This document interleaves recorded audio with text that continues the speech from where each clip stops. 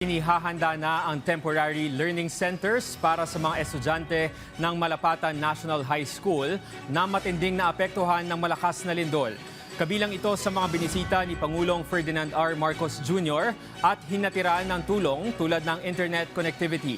Si Sofia Turnos ng PIA Socsargen sa sentro ng balita.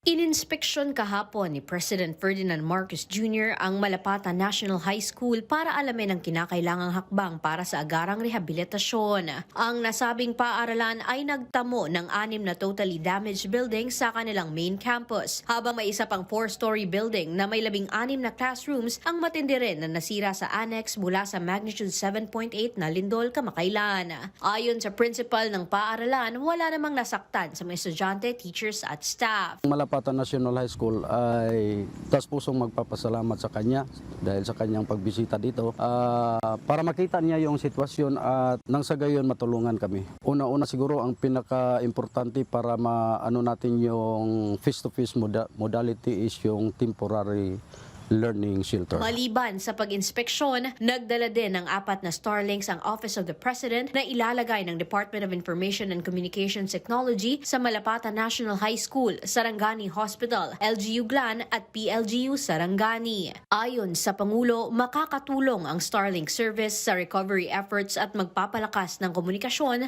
sa mga apektadong lugar. Pero yung suspension ay nalilift siya on the 18 by the executive order of our governor. So patuloy pa rin tayong nag-debriefing at may mga psychosocial activities na darating sa susunod na mga araw, especially pag bumalik na yung mga bata. Sa ngayon, hinahanda na ang mga temporary learning centers at ang agarang rehabilitasyon ng mga nasirang building sa paaralan para sa pagbalik ng mga estudyante sa kanilang klase.